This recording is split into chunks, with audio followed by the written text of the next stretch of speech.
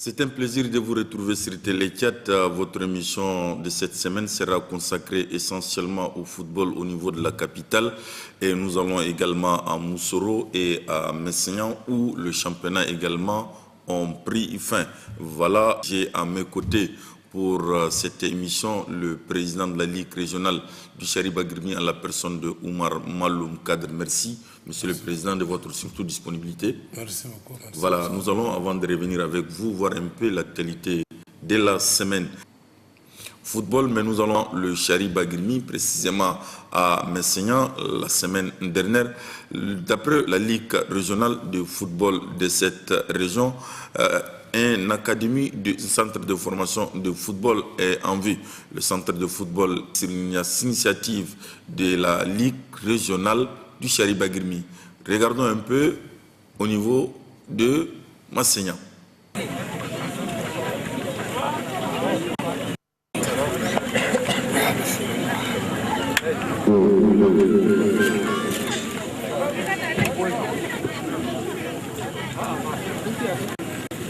Dans les perspectives de mettre sur pied une école de football qu'on appelle Académie Gaouran de Messignan, on est en phase d'une première expérience.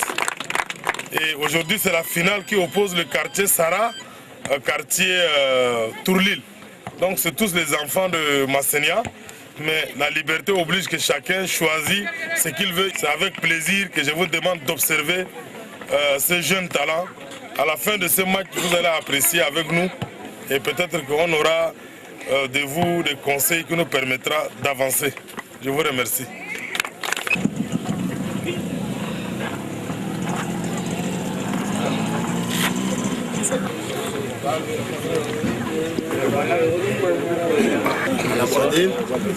Ça, c'est le grand dribbleur.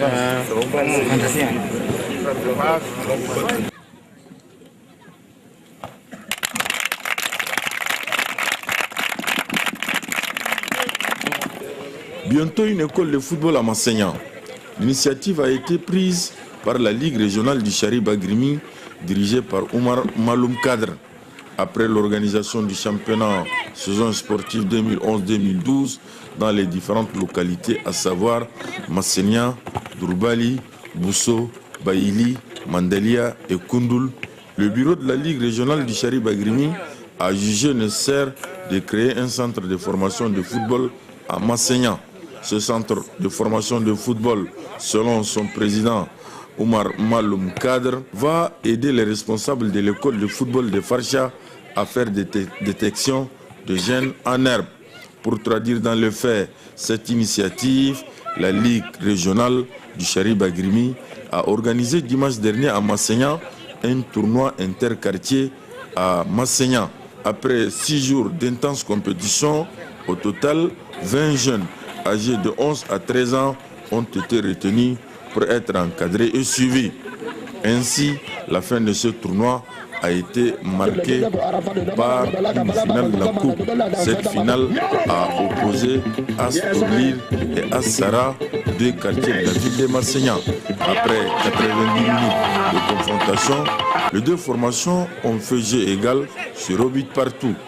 À l'issue des séances de tir au but, c'est la formation de As-Tourlil qui a gagné la coupe en marquant 5 tirs au but contre 3 pour la formation de As-Sara. Au football, mais cette fois-ci, nous allons à Moussoro. Là-bas également, le rideau est tiré sur le championnat saison sportive 2011-2012. La finale de la Coupe de la Ligue a opposé le club Santos face à Tourbion. À l'arrivée, les deux équipes étaient à égalité, un but partout. Il a fallu passer aux séances de tir au but pour départager les deux formations. Après les séances de tir au but, c'est le club Santos qui a remporté sur 4 tirs à but contre 2.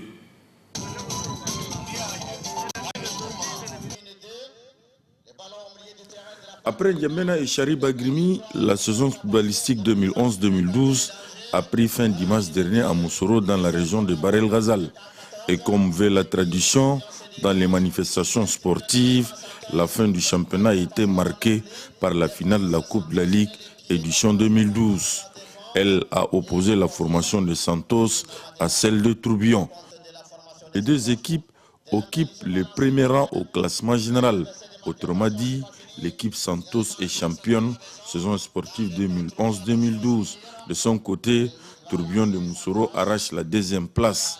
Pour rappel, cette année, selon les nouvelles orientations prises lors de la dernière Assemblée générale de la Confédération africaine de football, les clubs moins nantis ne participeront pas aux compétitions de la CAF. Ainsi, Santos de Moussoro, championne en titre, se contentera de savourer son sacre en famille. Les deux représentants du Tchad pour le Champions League et la Coupe de la Confédération africaine de football sont déjà connus. Il s'agit de l'équipe Gazelle pour le Champions League et le tout-puissant LG Sport pour la Coupe de la Confédération africaine de football. Ce sont deux équipes de la capitale, N'Djamena, qui défendront les couleurs nationales dans les semaines à venir. La finale de la Coupe de la Ligue, édition 2012 à Moussoro, restera longtemps gravée dans les esprits des férus du ballon rond dans cette localité. Dès le coup d'envoi, les 22 acteurs ont jeté toutes leurs forces dans la bataille. Ils ont produit un football cohérent et technique, une bonne circulation de ballons, précision dans les passes, la vision du jeu.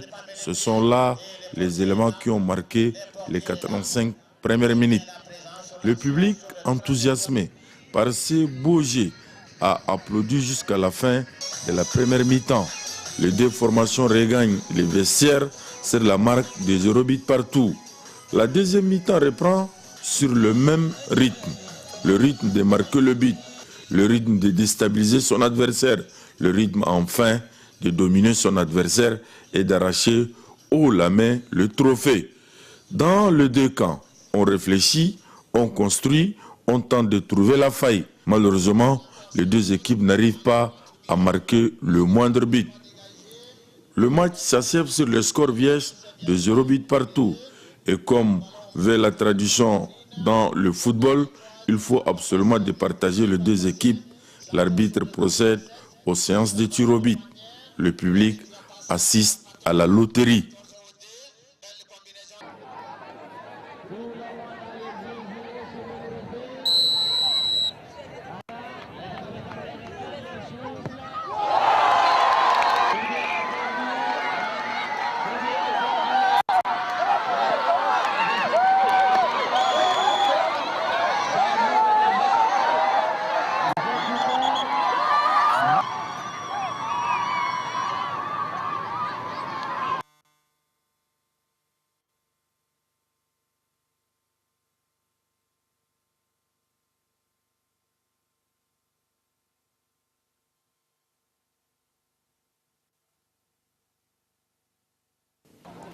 Ainsi, l'équipe Santos remporte le trophée en transformant 4 tirs au but contre 2 pour Tourbillon de Moussoro.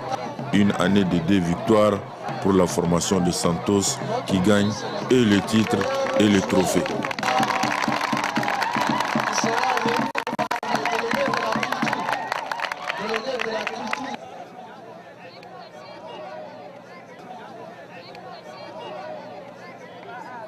Le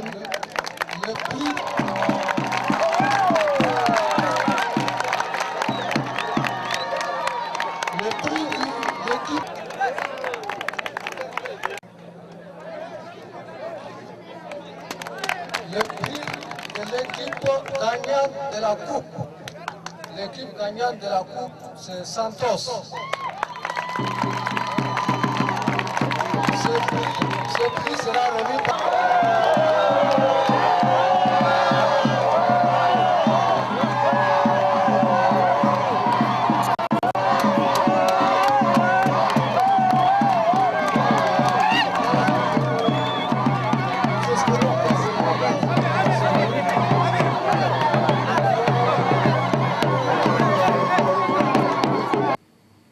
Voilà, je disais, je reçois sur ce plateau le président de la Ligue régionale, Oumar Maloum Kadr. Après le championnat, quels sont les bilans ou bien les leçons à tirer par rapport à tout ce que vous avez fait comme activité au niveau de votre Ligue régionale? Merci beaucoup, M. Adou. Avant tout, je remercie d'abord l'émission Télésport. Et je salue également tous les téléspectateurs de la Téléchat qui nous suivent en ce moment. Sans plus tarder, M. Adoum, je vais essayer de façon succincte de vous faire le résumé des bilans de nos activités footballistiques dans la région de Chari-Bagrimi. Vous savez qu'en mois d'avril dernier, on a organisé un championnat régional. Compte tenu de nos moyens, on ne peut pas organiser un championnat phase aller, phase retour. Mais nous avons essayé de regrouper les sous-préfectures au chef-lieu pour organiser un championnat régional en forme de coupe. Donc c'est la sous-préfecture de Drourbali qui est actuellement championne de la région Chari-Bagrimi édition 2011-2012. Et dans nos objectifs, lors de notre installation, nous avons comme objectif d'organiser un championnat régional et d'organiser 3 coupes départementales. Compte tenu des difficultés que nous rencontrons sur le terrain, surtout en matière d'infrastructures routières, et surtout la saison pluvieuse, a fait qu'on n'a pas pu organiser l'objectif fixé, à savoir les 3 coupes départementales et puis un championnat régional. De toutes les manières, on a réussi à organiser un championnat régional dont je vous disais tantôt, Drourbali était champion de la région, et puis une coupe départementale qui s'est organisée à Drourbali, regroupant 4 sous-préfectures sœurs, à savoir Drourbali, Massenia, Maïage et Ligna, qui s'est soldée par la victoire également de Drourbali. Effectivement, à la suite, nous voudrons organiser également la coupe départementale du Chari et la coupe départementale de Louk-Chari, mais compte tenu des difficultés que j'avais évoquées au départ, on n'a pas pu organiser ces 2 manifestations. Mais de toutes les manières, à la dernière rencontre de Massena où le comité exécutif de la Ligue régionale s'est réuni, le 8 et le 30 dernier, on a dit qu'il fallait absolument organiser ces 2 coupes d'ici la fin décembre pour clôturer en beauté l'année sportive 2011-2012. Certes, ce n'est pas aussi facile d'organiser un tel championnat dans une région qui a 13 sous-préfectures, mais je crois qu'avec la volonté des uns et des autres, avec le soutien des uns et des autres, on a quand même pu faire le maximum. Et parallèlement aux activités de la Ligue régionale, même les sous-préfectures ont réussi, certains, à organiser un championnat. Le cas de Baïli, par exemple, le cas de Drourbali, le cas de Koundoul, pour ne citer que ceux-là, compte tenu de nos difficultés. Bon, les leçons à tirer relatives à nos activités dans la région, il faut dire qu'il y a vraiment de l'espoir, il y a de la potentialité, mais ça demande une capitalisation. Il faudrait que la fédération nous suive pour nous capitaliser, pour voir ce qu'on est en train de faire pour nous permettre d'avancer. Parce que sans que les gens vous capitalisent ce que vous faites, sans que les gens vous suivent de ce que vous faites, je crois que c'est très difficile de faire un bon résultat et puis s'améliorer au fur et à mesure que vous avancez dans vos activités. Par rapport au manquement, je crois que la téléchat, particulièrement avec l'émission Télésport, qui nous ont toujours suivis dans nos activités, je crois qu'ils sont également témoins des difficultés que nous rencontrons dans la région en termes d'infrastructure. Pour toute la région, je pourrais dire peut-être que c'est seul Boussou qui a un aire de jeu assez acceptable pour que nos joueurs s'expriment. On n'a pas d'aire de jeu, mais on se débrouille avec les aires de jeu, souvent des écoles. Par exemple, à Massenia, on utilise le stade du lycée. À Drourbali, par exemple, il n'y a pratiquement pas d'aire de jeu. C'est très difficile avec un terrain très difficile, impraticable. Mais les gars font des efforts pour... Trop de sable. Et puis, c'est situé dans une position où souvent l'eau passe par là. Donc, à chaque fois, l'eau détruit ça. Et puis, à la fin, les jeunes viennent, ils arrangent. Mais ce n'est pas de façon durable. Là également, c'est les difficultés.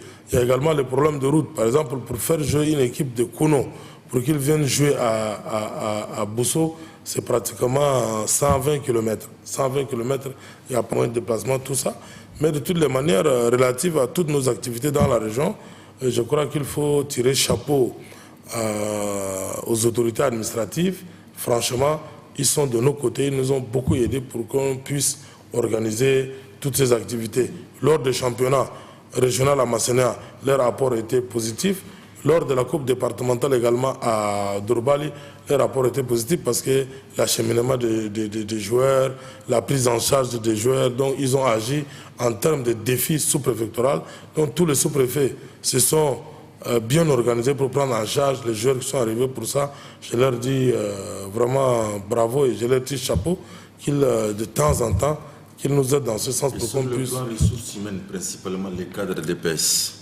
Bon, effectivement, ça c'est un problème qu'on déplore. Je vais profiter également de cette opportunité qui nous est offerte pour essayer de lancer un appel en direction du ministère pour qu'on puisse au moins nous envoyer des cadres de sport dans les différentes sous-préfectures afin que les activités sportives soient continues pour nous permettre nous également d'organiser nos activités. Si vous prenez par exemple Massénia, il n'y a pratiquement pas de professeurs d'EPS. Sinon, il semble que cette année, on aurait envoyé 2 personnes.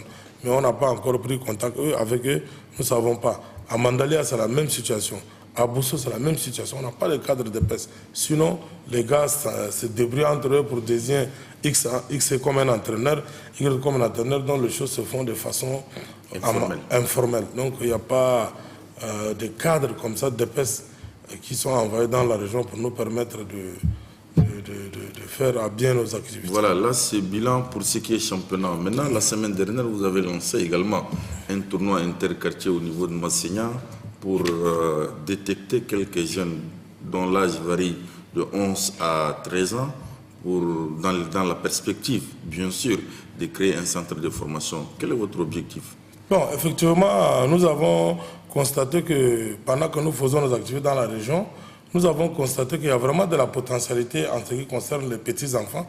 Ils s'intéressent beaucoup au football, donc à chaque fois on nous demande, nous voulons des ballons. Bon, on a essayé de créer de façon spontanée comme ça 4 équipes de football à Masséna pour les minimes. Et à la suite, nous avons remarqué qu'il y a vraiment de la potentialité. Et puis ces jeunes, ces enfants également s'intéressent au football. Et nous avons dit, on ne peut pas laisser cette initiative comme ça. Il fallait finaliser avec la création d'une académie de football que nous voulons dénommer Académie Gaorang de football de Masséna. Et alors, vous avez constaté, vous-même ces enfants-là, vous les avez vus jouer par l'intermédiaire de votre reporter qui allait suivre les événements. Donc, cette initiative, c'est une initiative certes de la Ligue régionale, mais ça demande le soutien de tout le monde. Parce que ces enfants-là, il faudrait les encadrer, il faudrait les suivre. Et des enfants de 10 à 13 ans, ces enfants-là, si dès le bas âge, on les suit, on les conseille, je crois que ça leur permettra de sortir dans plusieurs situations sociales que nous connaissons, par exemple la cigarette, l'alcool, la drogue, tout ça. Donc ces enfants-là, on va les encadrer très tôt et nous voudrons le soutien de tous les cadres de la région. Ils étaient tous présents. Je crois que l'administration est trop disponible parce que le gouverneur même était là lors de la finale et il a même apporté sa contribution.